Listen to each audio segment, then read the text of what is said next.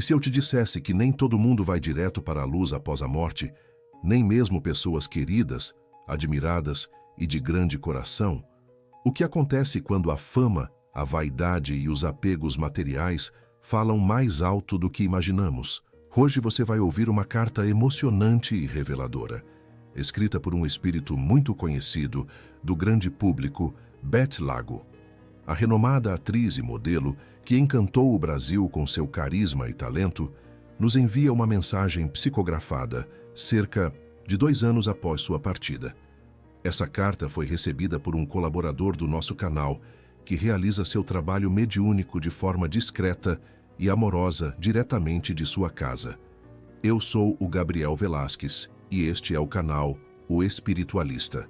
Se você acredita na vida após a morte, já deixa seu like, se inscreve no canal e compartilhe esse vídeo, porque hoje você vai ouvir um relato que com certeza vai transformar sua visão sobre o mundo espiritual. Quando recebi o diagnóstico, algo dentro de mim dizia que minha missão estava chegando ao fim na Terra. Mas como muitos eu neguei. A mente criava esperança. A alma já sabia. Foram meses de luta, de idas e vindas, tratamentos, dores, momentos de fé e também de medo. Nos últimos dias, meu corpo já não respondia. Eu ouvia vozes distantes de familiares, de amigos. Alguns me chamando, outros apenas segurando minha mão em silêncio. Mas, estranhamente, eu também ouvia outras vozes que não estavam ali. Eram sussurros, doces, porém firmes, me preparando para algo que eu ainda não compreendia totalmente. No exato instante do desligamento, não houve dor física. O que senti foi um deslocamento, uma espécie de leveza, como se eu flutuasse, mas junto com isso, uma confusão imensa. Eu olhava para o meu corpo pálido e imóvel, e a ficha ainda não caía. Eu morri. Mas onde estava aquela luz que tantos dizem? Onde estava aquele túnel? Onde estavam os anjos, os mentores, os braços abertos me recebendo? Eles não estavam ali, pelo menos não de imediato. O que havia era um ambiente cinzento, nem escuro, nem claro, uma névoa, uma espécie de espaço sem tempo, onde os sons eram distorcidos, os pensamentos corriam soltos e eu me sentia perdida. Não havia dor, mas havia uma inquietação enorme, uma ansiedade sufocante. Eu sabia que não estava mais na Terra, mas também não entendia onde estava. Por quanto tempo fiquei ali? Não sei.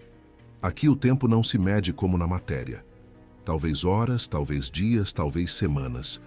O que sei é que comecei a perceber presenças, outras consciências, algumas tão perdidas quanto eu, outras mais calmas, observadoras. Algumas até tentavam me orientar, mas minha mente ainda estava presa às preocupações da vida física.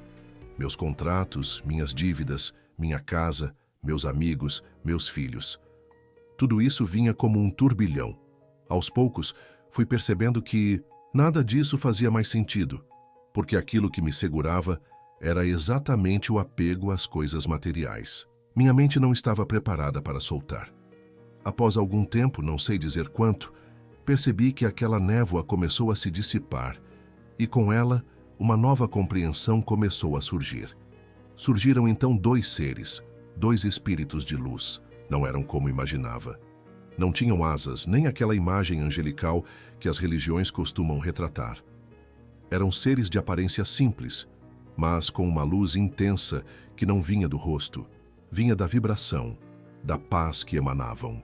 Eles se aproximaram e não precisaram falar. Era como se sua presença acalmasse minha alma.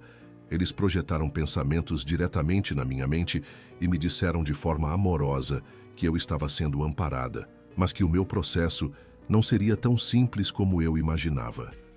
Foi então que me revelaram que meu espírito ainda estava muito enredado em padrões da matéria, especialmente no apego à imagem, à vaidade, à necessidade de reconhecimento, à busca constante por aprovação.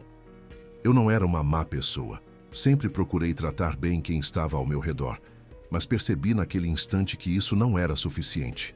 O excesso de preocupações com a aparência, o medo de envelhecer, a ânsia por estar sempre em evidência. Tudo isso criou, ao longo dos anos, densidades espirituais que me impediam de acessar diretamente as esferas mais elevadas.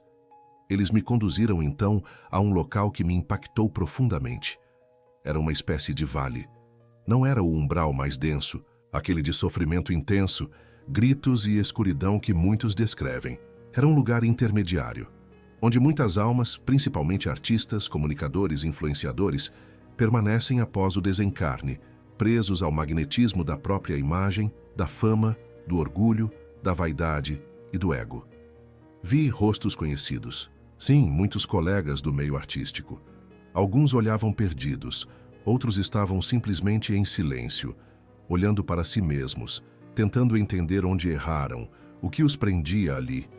E então percebi uma coisa dura, dolorosa, mas libertadora. Quantas vezes eu acreditei que minha missão era apenas entreter, apenas gerar beleza, glamour, e quantas vezes deixei de lado aquilo que realmente importa.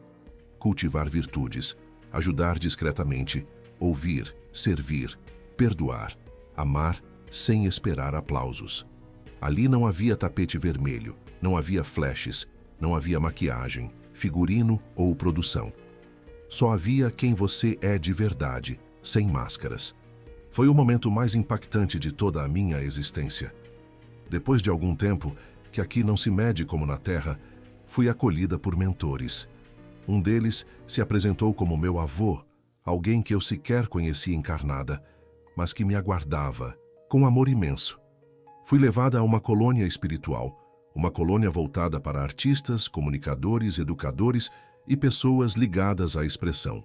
Lá passei por tratamentos, aulas, reflexões e aos poucos compreendi que tudo que construímos na Terra é efêmero.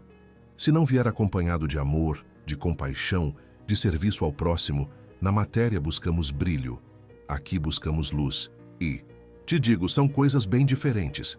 O céu não é um prêmio, é uma conquista diária, silenciosa, feita nas pequenas escolhas, nas renúncias, no amor oferecido, no perdão concedido, na humildade que, confesso, tantas vezes me faltou. Se você está ouvindo minha voz agora, eu te peço, olhe para a sua vida. O que você tem valorizado? Está cuidando do corpo, mas e da alma? Está alimentando sua vaidade ou está cultivando a paz interior? A vida não acaba no túmulo, ela apenas se transforma. E quando o corpo se desfaz, é a alma que segue, nua, leve ou pesada, dependendo do que cultivou.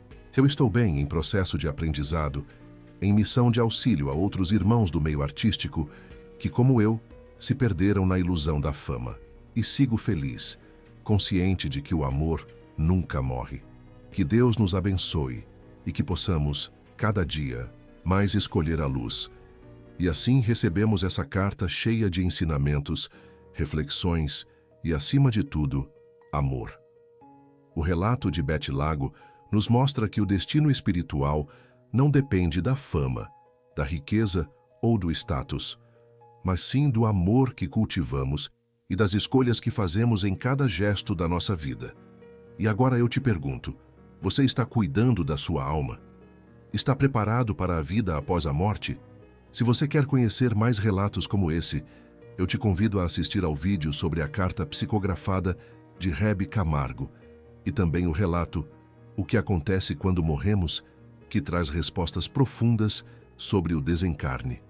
Deixa aqui nos comentários o seu nome para que possamos incluir nas nossas vibrações e orações. E não se esqueça, curta este vídeo, compartilhe, se inscreva no canal O Espiritualista e ajude essa mensagem de amor, consolo e esperança a alcançar mais e mais corações.